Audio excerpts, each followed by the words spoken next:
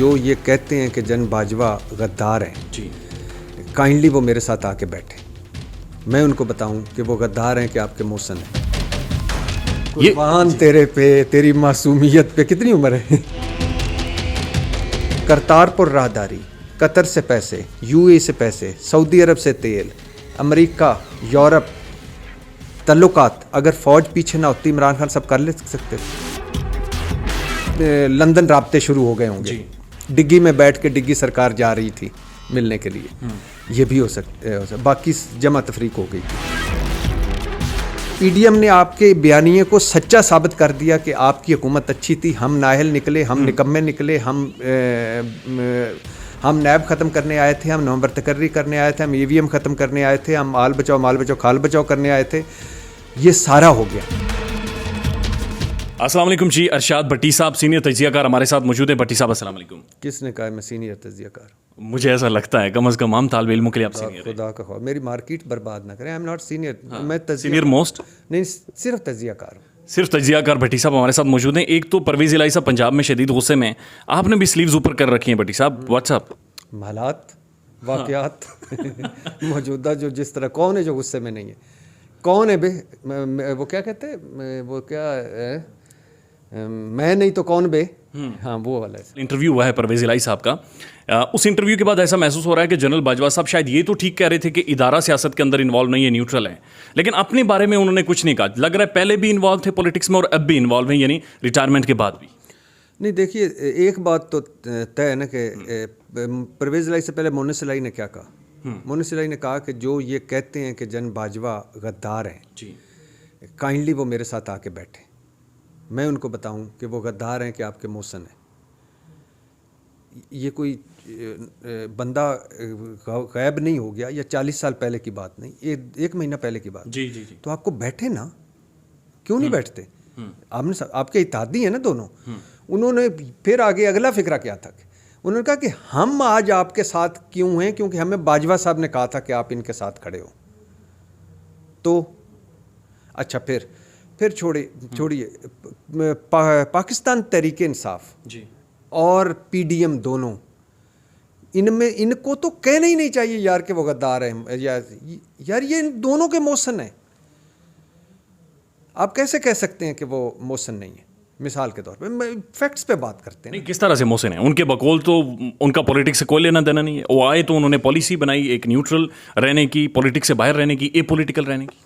ये उन्होंने कहा पिछले साल फरवरी में।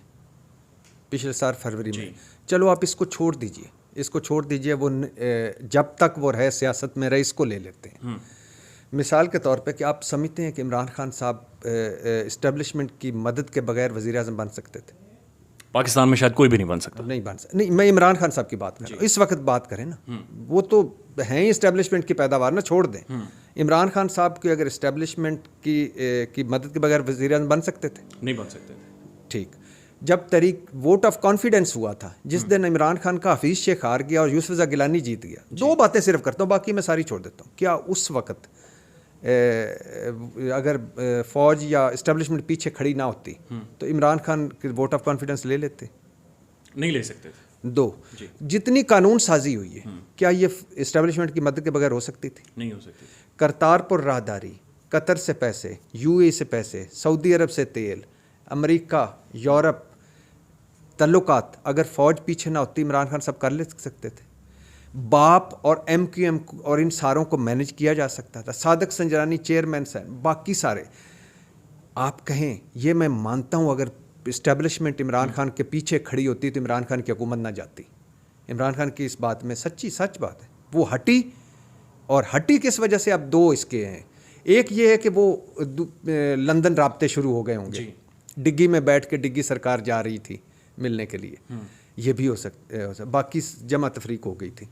एक ये भी है कि उनको इदारे ने कहा कि बस बहुत हो गया, हम अब नहीं कर सकते, क्योंकि जन बाजवा को अगर तोसी चाहिए थी तो इमरान खान तो ऑफर कर रहे थे ना कि आप तोसी ले लें जी। इस पे तो इमरान खान साहब ने अभी डिनाइल नहीं दिया। तो इसका मतलब है कि या राब्ते थे या उन्होंने न्यूट्रल होने का फैसला कर लिया। अब दोनों सूरतों में ये सही कह रहे हैं इमरान खान साहब कि अगर वो पीछे खड़े होते तो ये ना आते और मुल्क इस सतह पे ना पहुंचता। कि आज इमरान खान मसीहा लग रहा है।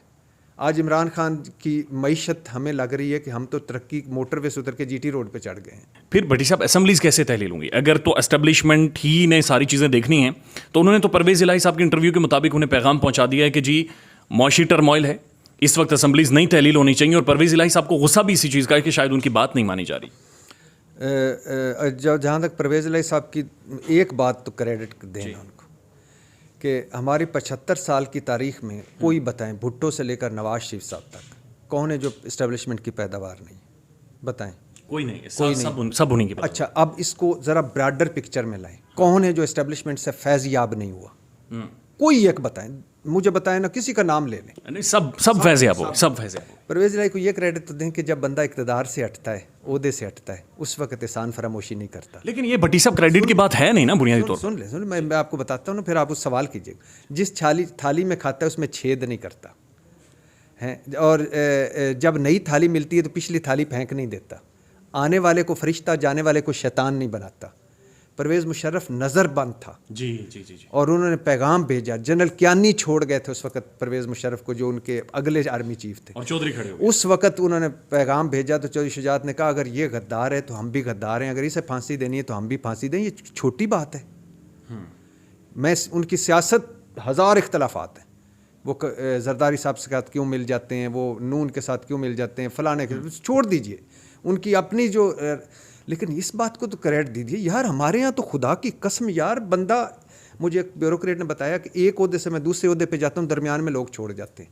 लेकिन भट्टी साहब ये क्रेडिट बनता नहीं है बुनियादी तौर पर। एक सियासतदान को एस्टेब्लिशमेंट की मदद से मुल्क के अंदर नहीं मामला सॉर्ट आउट करने चाहिए सर। ये तेरे पे, तेरी मासूमियत पे, कितनी उम्र है यार, हद हो गई है। इमरान खान फ़ख्र करते हैं हमारे कायदे इनकलाब। नवाज शरीफ जरदारी को छोड़ दें, वो तो खेलते ही उनके साथ हैं, गेट 4 की पैदावार है। हमारे कायदे इनकलाब कहते हैं मुझे फ़ख्र है, मैं 1 पेज है, मुझे फ़ख्र है फ़ौज मेरे पीछे, मंशूर के पीछे है, और फ़ौज फॉरेन पॉलिसी, दाखिला पॉलिसी, मुझे फ़ख्र है जन बाजवा न्यूट्रल हैं, डेमोक्रेट हैं, और ये आज की फ़ौज है। और उसके बाद मुझसे सवाल पूछना है अगर बाजवा के हवाले से कोई भी कंसर्न हुआ, मैं जिम्मेदार हूँ क्योंकि मैं एग्जेक्टिव हूँ। हाँ, और दूसरी बात, अच्छा कोई एक मुझे बताएं, आपकी 28 सालों में, और 28 में से 2 निकाल दे, 26 साल मेरी होगी उम्र, तो अब कोई एक बंदा बता कि जिसने ये कहा हो कि इक़्तिदार से उतरा हो और उसने कहा हो यार जो कुछ कामयाबियाँ हैं वो मेरी हैं, जो नाकामियाँ हैं वो भी मेरी हैं। ना, कामयाबियाँ मेरी। इमरान खान साहब के बारे में एक आजकल चल रहा है कि मैं वज़ीर-ए-आज़म था, इख्तियार मेरे पास नहीं था, हुकूमत किसी और की थी, लेकिन मेरी दौर बड़ा खुशहाली का दौर था। लेकिन उस दौरान भट्टी साहब, इसका मतलब है कि एक बाजवा डॉक्ट्राइन एग्जिस्ट की है, जो मुल्की हालात बने हैं उसमें उनका भी एक बाजवा डॉक्ट्राइन का भी रोल रहा है। आपका सवाल वो पहला आ गया कि आइडियली यू आर राइट जी, कि सियासत को और इस्टेब्लिशमेंट में दायरा होना चाहिए, एक लाइन होनी चाहिए। बिल्कुल ठीक है, लेकिन जिस हकीकत की तरफ परवेज़ इलाही इशारा कर रहा है ना, उस हकीकत से सारे फैज़ याब हो चुके हैं जी, लेकिन वो उस वक्त इशारा कर रहा है कि जब जन बाजवा किसी को धेले का फ़ायदा और धेले का नुकसान नहीं पहुंचा सकता। तो ये दूसरी बात ये, अच्छा दूसरी बात ये कि अब क्या है, हाँ। मिसाल के तौर पे अब अगर आपने उसी लकीर को पीटते रहना है, आपने कन्वे कर दिया यार मैसेज के साइफ़र क्या था, आपने कन्वे कर दिया कि मेरे पीछे से इस्टेब्लिशमेंट हटी और मेरी हुकूमत चलेगी, और पीडीएम ने आपके बयानिए को सच्चा साबित कर दिया कि आपकी हुकूमत अच्छी थी, हम नाहल निकले, हम निकम्मे निकले, हम नैब ख़त्म करने आए थे, हम नवंबर तकर्री करने आए थे, हम ईवीएम ख़त्म करने आए थे, हम माल बचाओ खाल बचाओ करने आए थे। ये सारा हो गया, अब क्या है, आगे बढ़ें। जिस तरह आपने अमेरिका के साथ 3 PR मुआहदे कर लिए, 3 मुआहदे कर लिए, अब्दुल्ला रियाड़ की ड्यूटी लगा दी, इस तरह रात को जिस तरह बाजवा साहब से भी मिल लिया आपने आरफ अलवी के ज़रिए, तो अब इस तरह आगे बढ़े। अब ये है कि फॉर एग्जाम्पल इससे क्या होगा, इससे मैसेज अगली इस्टेब्लिशमेंट को क्या जा रहा है कि वो बंदा जो इसके साथ 6 साल खड़ा रहा, अच्छा, और फिर मज़े की बात है ये नहीं है कि वो मोशन है, ये भी मोशन है, 3 साल की एक्सटेंशन नहीं दी जी, दी कि नहीं दी, और नून भी शामिल थी, पीपल्स पार्टी भी शामिल थी। तो फिर उसके बाद अब यार आगे बढ़ो, आपने कन्वे कर दिया। इस वक्त अल्लाह ने आपको मकबूलियत की सतह पे पहुंचाया जहां तीनों विक्ट्री स्टैंड्स पे 1st, 2nd, 3rd Imran Khan है, तो आपको लकीर नहीं पीटनी चाहिए नहीं इन सारे हालात में। लेकिन भट्टी साहब मुझे ये बताएं, फिर असेंबली जुमे वाले दिन खत्म हो रही हैं, नहीं हो रही हैं? नहीं हो रही, मुझे लगता है नहीं हो रही। एक तो मैं आपको मज़े की बताऊँ, मैंने अपने वो पहले भी बता चुका हूँ कि मेरा दोस्त है जिसकी दुख की बात यह है कि वो पेशीन गोइयाँ करता है और ज़्यादा दुख की बात यह है कि उसकी सही भी साबित होती है। तो उसने कहा नहीं टूट, 2-1 महीने आगे जाएंगी। नंबर 1। नहीं, वो जो दोस्त है वो आपका किधर होता है? इस्लामाबाद पिंडी में? मिस्टर हमने वो नहीं बताना, अच्छा, लेकिन गैर सियासी दोस्त है। अच्छा, अब ये है कि मिसाल के तौर पे कि असम्बलियाँ मुझे टूटती नज़र नहीं आती, क्योंकि पहला तरीके अदम एतमाद आने का चांस है, तो कुछ दिन आगे चली जाएंगी।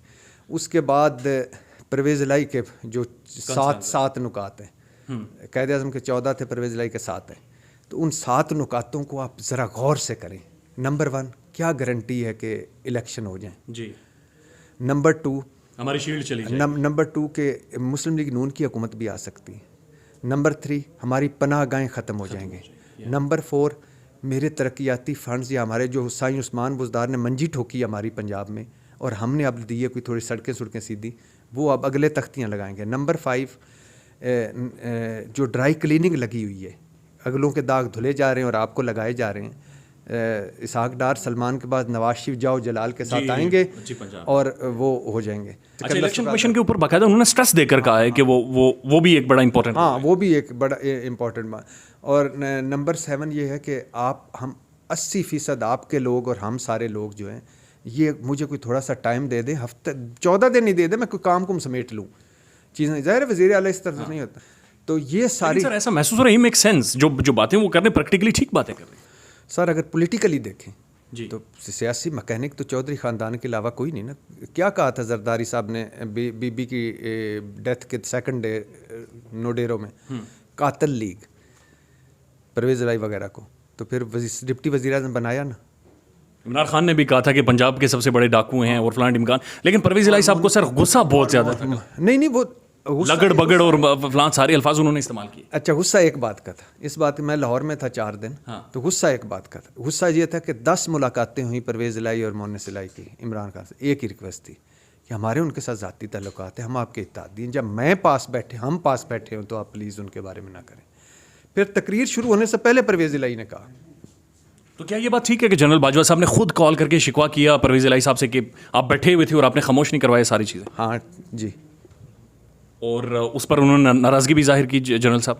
हाँ, उन्होंने शिकवा किया ना कि आप तो सारा कुछ जानते हैं, मैंने क्या किया है, या मैं एहसान फरामोश हूँ या मैं गद्दार हूँ इस मुल्क का, या तरीके तो इमरान खान का एक बयान सामने आ गया है, उन्होंने बड़ा क्लियरली कहा है कि जनरल बाजवा के हवाले से हमारी अपनी एक पॉलिसी है, हमारा पार्टी का अपना एक स्टांस है, PMLNQ की अपने ही एक पॉलिटिकल बयानिया है, हमारा अपना एक बयानिया। तो इमरान खान साहब अभी भी स्टैंड कर रहे हैं अपनी स्टेटमेंट के ऊपर? करें, यही तो वो कह रहे हैं कि आप करें, हम आपके इत्तेहादी हैं, आपके पार्टी के हिस्से तो नहीं। और यही जब लास्ट मोनस पहुंचा कप्तान के पास, और उसमें भी उन्होंने कहा कि सर हमने आपसे कुछ 9-10 मरतबा ये रिक्वेस्ट की, और 75 साल के 70-74 साल के मेरे वालिद हैं, हमारे ख़ानदानी तल्लुकात हैं, उन्होंने हम पे ज़ाती तौर पे भी एहसानात किए हुए हैं, तो जो आप तो चलो नहीं मानते, हमें तो मानना पड़ेगा ना। तो इसलिए बराए मेहरबानी करके खुलासा ये असेंबलीज नहीं टूट रही। 23rd को मुझे टूटती नज़र नहीं आ रही और आगे जाती नज़र आ रही। कितनी जाती? 3 रास्ते हैं। एक ये कि तरीके में एतमाद आए, नाकाम हो, कुछ दिन आगे टूट जाए। दूसरी रास्ते कि असम्बली टूटे और ये मैनेज करने की कोशिश करें, उसमें बड़ा सियासी अदम इस्तेकाम है। और आखिरी रास्ता है कि असम्बली दोनों सूबों के इलेक्शन हो जाएं या पूरे जनरल इलेक्शन हो जाएं। लेकिन ये आपको बात बताऊं कि इलेक्शन के अलावा या इमरान खान को एक पेज पे लाने के अलावा या इमरान खान के साथ बैठने के अलावा ये मुल्क हम डूब जाएंगे। हम पहले इतने डूबे हुए हैं और डूब जाएंगे। हमें ना बाहर कोई मुंह लगा रहा है ना अंदर हमारे कोई हालात ठीक है। ऊपर से दहशत गर्दी की जो सबसे बड़ी लहर है, ये जब इन शहरों में आएगी ना तो फिर रेटिंग ब्रेकिंग। अभी तो छोटे शहरों में ना, तो कराची, लाहौर, इस्लामाबाद में नहीं है, तो इसलिए चुप हैं हम। जब हमारे घरों तक आग पहुंचेगी तो फिर पता चलेगा कि हम कहाँ तक पहुंचे। तो हम घिरे हुए हैं, इसलिए एक पेज पे आना ज़रूरी है सारी जमातों का। भट्टी साहब बहुत शुक्रिया सर। थैंक यू, बहुत शुक्रिया।